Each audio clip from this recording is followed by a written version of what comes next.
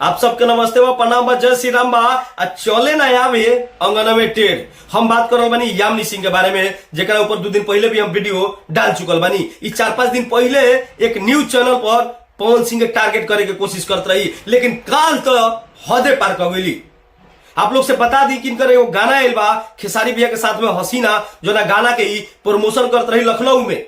और उजा चर्चा चैनल के रिपोर्टर कुछ दुबे इनकर इंटरव्यू लेते रहन, और वो इंटरव्यू में तो पूरा सीमा लांग गई। पवन सिंह के टारगेट करे के शुरू कर दिले बड़ी। दूसरा का अक्षरा सिंह बने के कोशिश करत रही।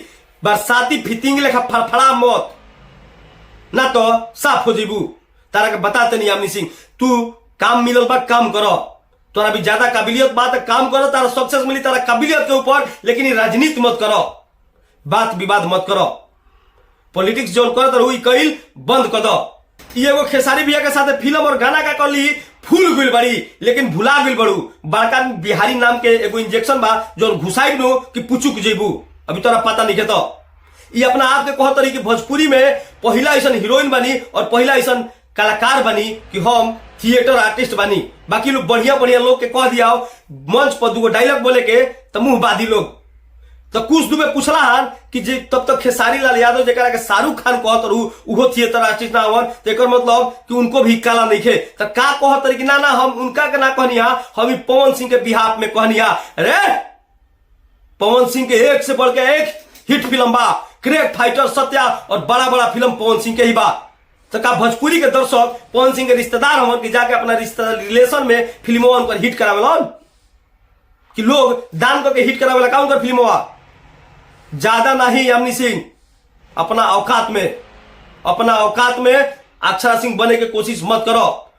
जो भी खेसारी लाल यादव के साथ काम ना कर देते, खेसारी लाल यादव के बारे में उल्टा पलटा बोल ली।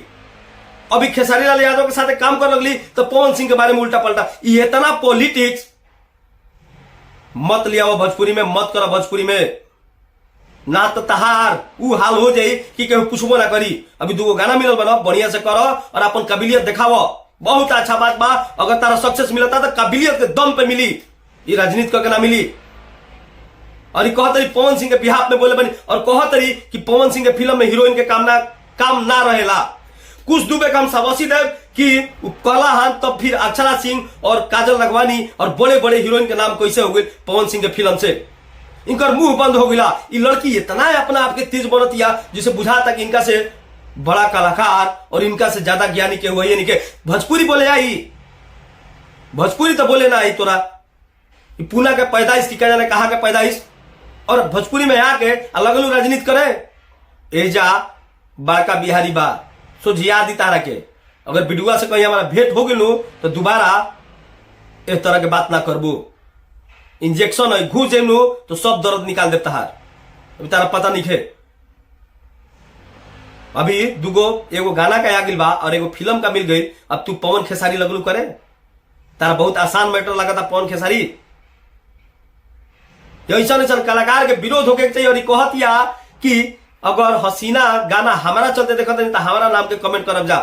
का है तार काबिलियत नहीं है कमेंट करवावे के? पवन सिंह के बात करते रहू, पवन सिंह के टारगेट करबू। आज जितना भोजपुरी के हीरोइन बाड़ी सुपर स्टार अपना आपके कहे वाला पवन सिंह से ही बनल बाड़ी। ठीक समझ जाए यामिनी सिंह। अगर ये वीडियो इतना ज्यादा शेयर कर जाए ओकरा तक पहुंचे, तू देखो कि बड़का बिहारी नाम के एगो इंजेक्शन बा कि घोप के मुंह दी। बाकी अगर आप लोग उन इंटरव्यू के नहीं जा देख ले तो हम डिस्क्रिप्शन में लिंक डाल देते, नहीं जाके देखी जा। और ये कितना विवाद कर चाहती है ये लड़की। ये 4-5 साल से भोजपुरी इंडस्ट्री में काम करती है, लेकिन एक मौका ना मिलत रहे, एक नाम केहू ना जानत रहे। खेसारी लाल यादव के साथ एक फिल्म आवे वाला बा प्रेम पुजारन, और एगो गाना का आ गई अपना आप के बहुत बड़ा स्टार समझे लगली। बाकी आप लोग के वीडियो कैसा लगा कमेंट बॉक्स में अपन विचार जरूर रखब जा।